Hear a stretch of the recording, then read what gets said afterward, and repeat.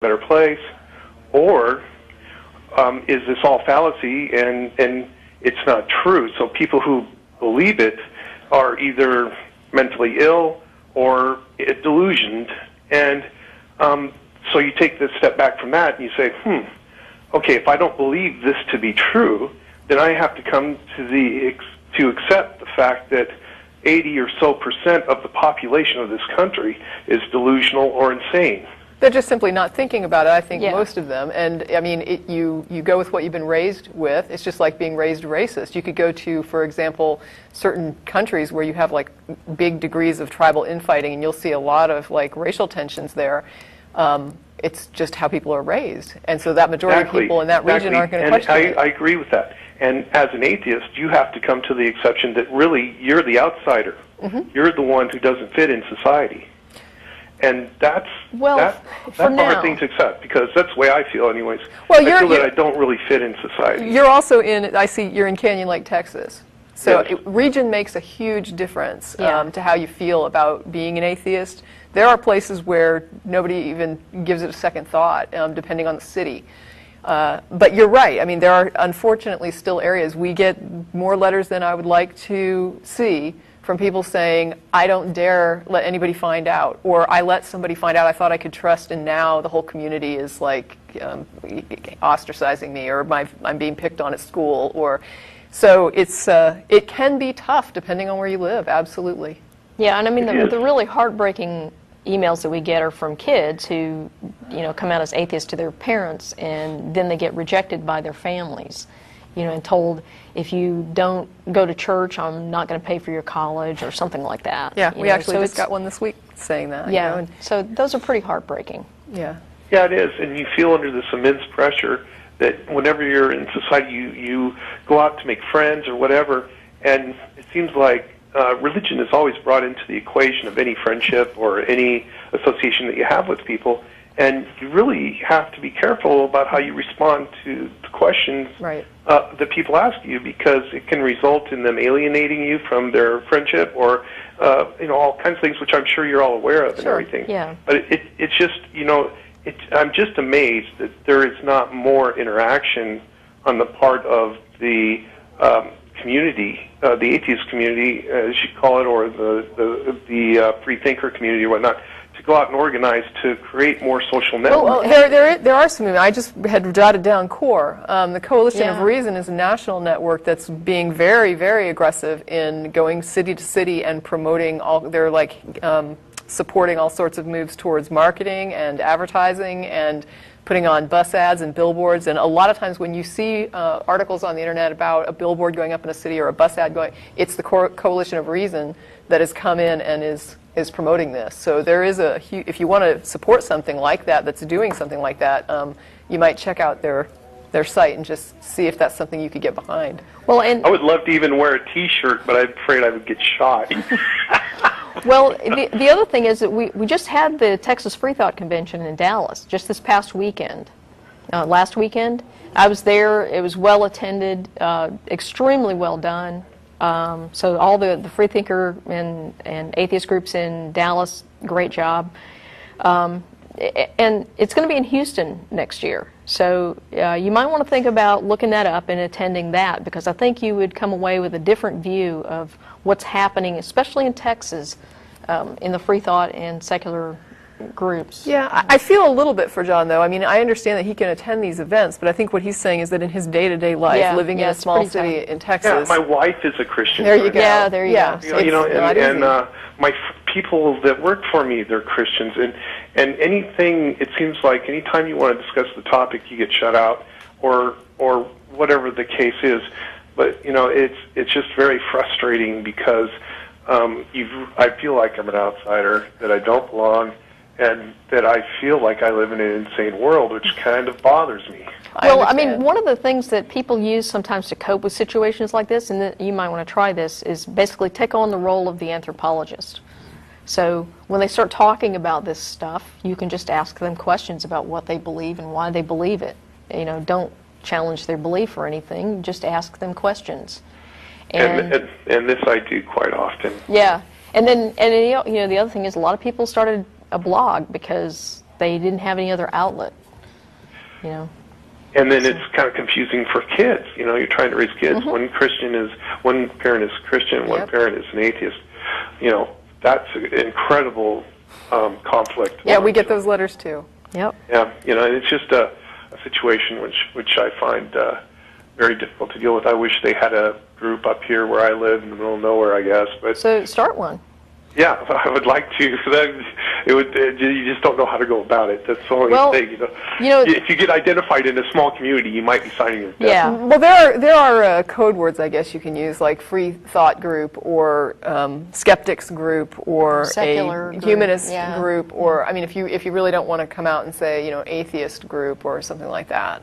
Yeah, and I'll hang up here after this. But the last thing I have to say is, in all the years that I've studied religion and the Bible, it really has been very educational for me to review studies that have done on the writings and all that, where they come from, and it seems like it's an automatic understanding that it's a work of fiction and it came from mythology, and it should be easy for the average person to understand, and why the masses, the majority, don't, number one, investigate their own religion beyond the book in which it's printed, and number two, don't see that it's a work of fiction or work of mythology. It totally amazes me. Well, they're told not to look. Well, I was going to say, the answer to number one is indoctrination, and the answer to number two is the same as the answer to number one. Yeah. Yeah. Okay, well, thank you so much. I really appreciate it. All righty. Thank you. Thanks for calling.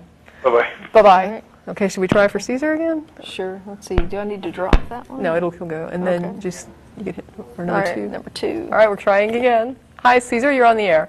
Hello? Hello. Oh, okay, so you guys could hear me? Yes, Yep, we we finally can hear you. can hear you. Oh, okay. Thanks for taking my call. Yeah, I'm a believer, and I like to start out asking you guys a question. It's an honest question, and I hope you guys can give me an answer. Okay. Yeah, it's really simple. The question is, what is the evidence that makes your atheism true? Well, my atheism is that I don't believe a God exists, and the reason for that is that I don't see any evidence that a God exists. Okay. So basically, it's like the same I would respond to, for example, if you asked me what is my evidence that fairies don't exist, it would be pretty similar. I can't demonstrate to you that they don't, but since there's no reason to believe in them, I don't believe in them. Yeah, but I was hoping for a scientific evidence, because you guys are such... Well, that is an application of science. It's appropriate to reject a claim for which no evidence has been presented. Oh, well, I disagree on that, obviously. I think there is evidence. So you think that it's appropriate to accept No, he says he disagrees in that he says that there is evidence. Well, then by all means, present your evidence. Yeah, if there's sufficient evidence, then it would be believable. No, I know, but the answers you gave me is so basically the answer you gave me is not really a scientific answer. It's not based on scientific evidence. Yes, it is. It's based on the fact that we have no evidence to examine, and therefore we cannot assert that this thing exists. I can't assert something exists for which I have no evidence that it exists. Okay, well, that's not really that's like a deduction you made. That's not really like a scientific. There's no measurement of it. Okay, so in other words, if you cannot measure this thing, if there's no way to measure it, then there is nothing there. Okay, when you go to measure something and you get a zero measurement, you're dealing with something that we generally would call nothing. And what I'm saying is that so far the measurements, anything you would measure to determine that something exists, comes back negative. There's nothing there. So until I have something that demonstrates that it's there, if you can show a measurement that this thing actually does exist, that there is something there, then my assessment is that what we're talking about is nothing. Okay, well, obviously you're making the assumption that God is a physical being, that he could be measured. Well, you're saying he exists. Well, yeah. That's what that means. Existing doesn't mean it has to be physical. What does exist in what way? And your mind is physical. If we destroyed your brain, your mind would stop, right? It's a function of your brain. That's the assumption if you don't believe, yeah. Well, show me a mind that exists without a brain. We can demonstrate that. Yeah, I think you could, but all right. The thing is that that's really like I could talk about the evidence, but this has been done so many times before on your show. Yeah, I know you've been on the show before. So. Yeah. I mean, the thing is that you guys are like, you have heard evidence of the intelligent design. That was shot down at Dover pretty humiliatingly. Yeah, that's dead. No, I don't know. Also, well, you need to read. Yeah, you need to read the court case Dover v. Kitzmiller or Kitzmiller v. Dover. That was very convincingly shot down. Right. That's when they had their chance to make their case. And the people who were proposing this idea of intelligent design were shown to be very dishonest. So. No, I'm not talking about just the biology. I know what you're talking about with Dr. Behe. They went to court. Yeah. I'm also talking about the finely tuned universe, the evidence of intelligence in our universe, the fact that. And all of those rely on logical fallacies or just. Okay, can you give me a logical fallacy? What of what? Of why I believe the universe is intelligently made. Give me a logical fallacy.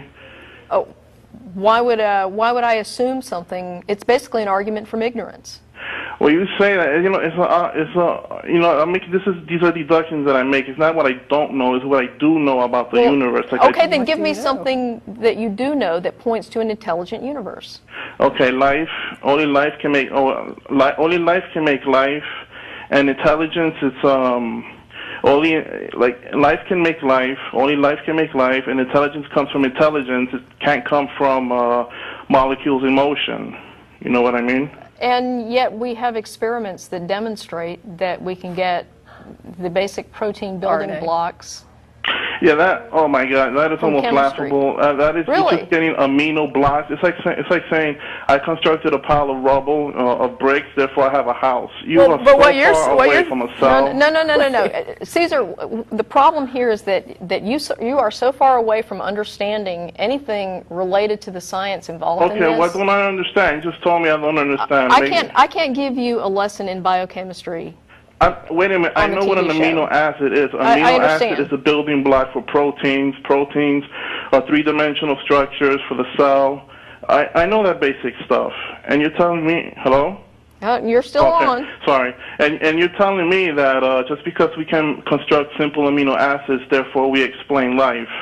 Well, if you go back a few years, it was that we couldn't construct these simple amino acids, therefore it wasn't possible to get life from non-life, and now that we know you can construct these simple amino acids, and there have been experiments where these things are self-assembling.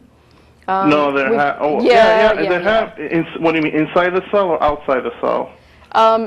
Well, we've got experimental results that show these things are self-organizing. Of course, they do inside the cell. Yeah, of course. I'm talking about outside the cell, without the mechanisms. Well, what do you want, a step-by-step procedure? No, but that's the thing, because if you're an atheist, right, you rely on these very detailed, bottom-up, explanations. Okay, stop. Here, because if you want a step-by-step sequence of what happens to construct this. I know that's impossible. Okay. No one has the answers it's not to impossible. And it's in fact, I would say it's probable that given enough time, we will construct that step-by-step sequence. Okay, that is atheism in the gas. You're placing your faith on scientism. I'm not placing my